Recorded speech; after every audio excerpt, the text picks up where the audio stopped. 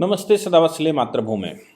Kerala high court में एक petition आई है मुस्लिम इनइक्वालिटी को लेकर, डिस्क्रिमिनेशन को लेकर। डिस्क्रिमिनेशन से मतलब है भेदभाव।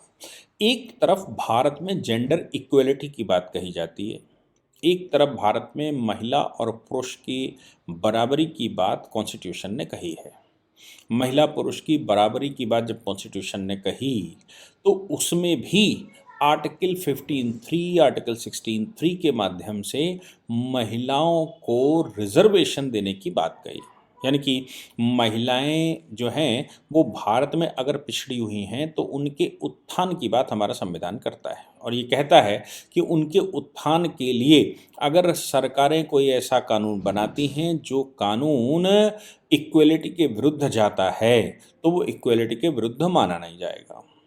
अब मुस्लिम इनइक्वालिटी को लेकर जैसे पुरुष को 4 निकाह करने का अधिकार है साइमल्टेनियसली और महिलाओं को 1 है।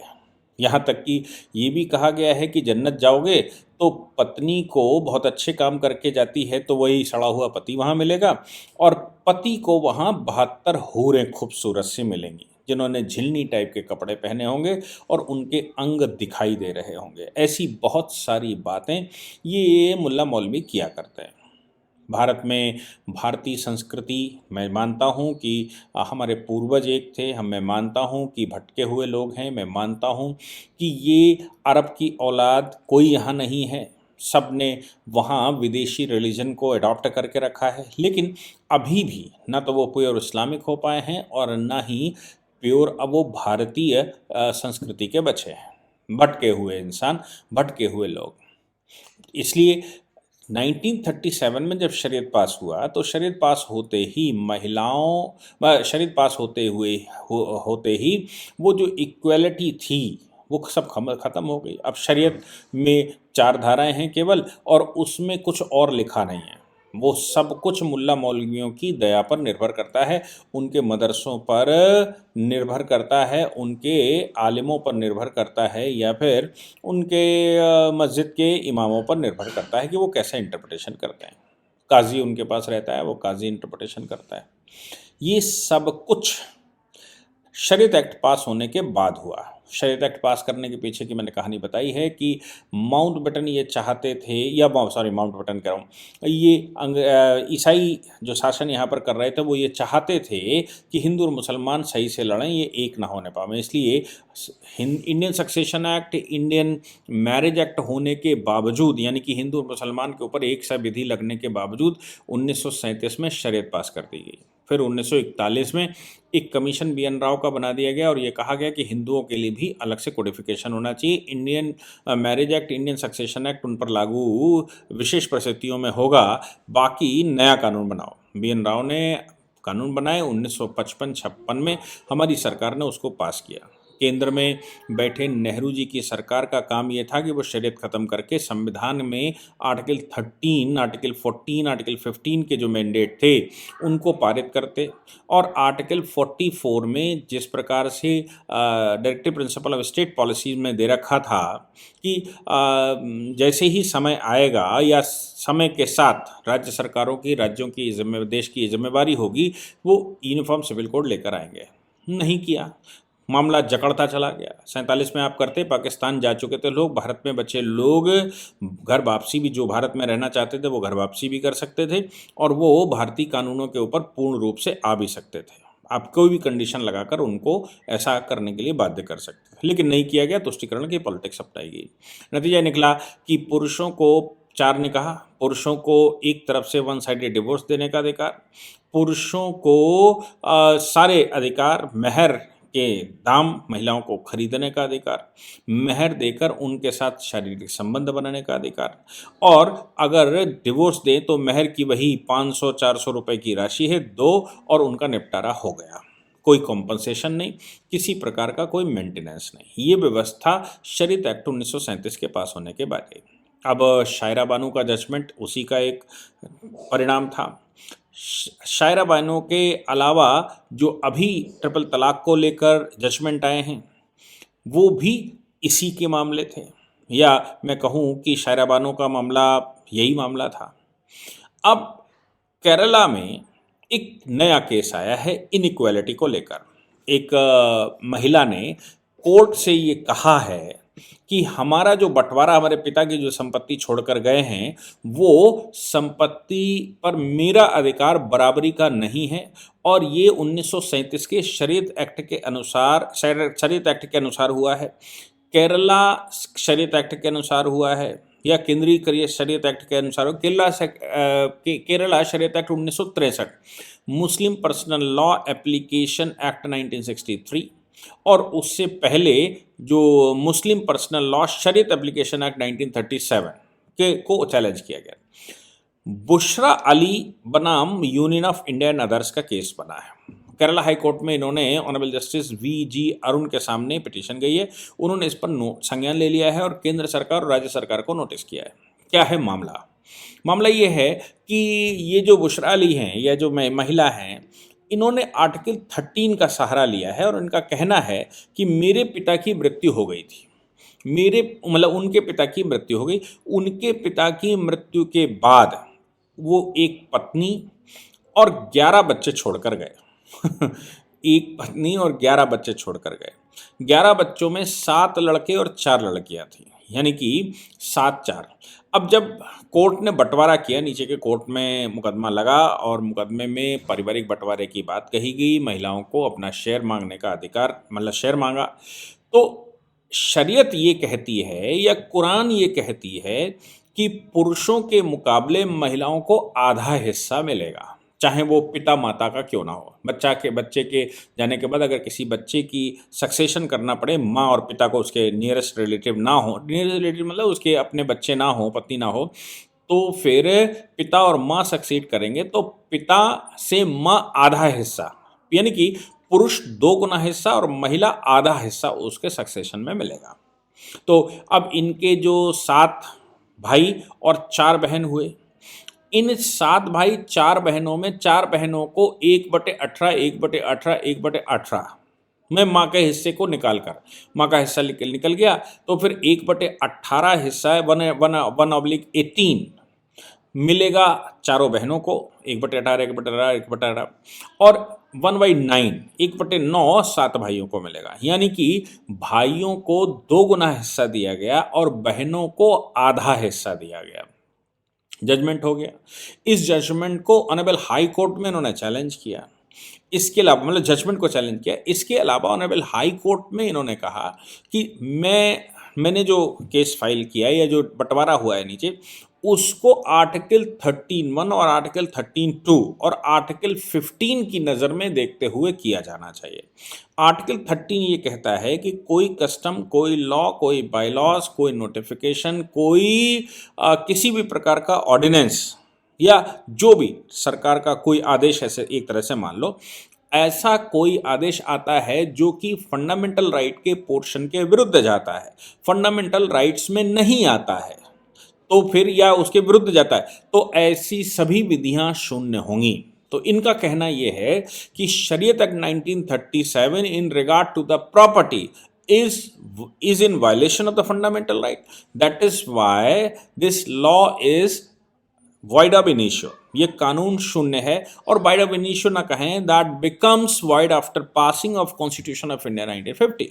संविधान के पास होने के बाद, क्योंकि आर्टिकल 13(2) में उसने ये कहा है, आर्टिकल 13(1), आर्टिकल 32 में ये कहा है कि अगर कोई लॉ पहले से था तो संविधान पास होने के दिन से शून्य हो जाएगा, संविधान बनने के बाद अगर कोई लॉ बनाया जाता है तो वो प्रारंभ से शून्य हो जाएगा, कोई ऐसा कस्टम है जो संविधान के विरुद्ध जाता है तो वो कस्टम उस दिन से शून्य हो जाएगा, ऐसी कोई विधि एग्जिस्टेंस में है तो वो शून्य हो जाएगी। यानी कि अगर प्री कॉन्स्टिट्यूशन कोई कानून है और फंडामेंटल राइट्स के विरोध में जाता है तो वो शून्य होगा, और अगर पोस्ट कॉन्स्टिट्यूशन कोई लॉ बनाया जाता है तो वो फंडामेंटल राइट के विरुद्ध जाता है तो फिर वो वॉइड ऑफ इनिशियो होगा, यानी कि प्रारंभ से ही शून्य होगा, वो माना ही नहीं जाएगा कि ऐसा कोई कानून है।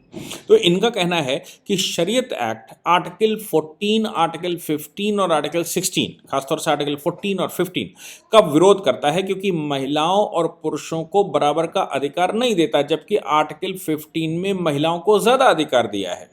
अब जब हमारा संविधान महिलाओं के लिए स्पेशल लेजिस्लेशन बनाने की अनुमति देता है कि कोई भी सरकार महिलाओं के उत्थान करने के लिए अगर उसको कोई कानून बनाती है तो और उनको प्रेफरेंस देती है तो वो फंडामेंटल राइट के विरुद्ध नहीं माना जाएगा, यानी कि उससे फंडामेंटल राइट का वायलेशन नहीं माना जाएगा। तो यहाँ तक रिजर्वेशन दिया है महिलाओं को और बच्चों को कि वो फंडामेंटल राइट्स के विरुद्ध नहीं माना जाएगा।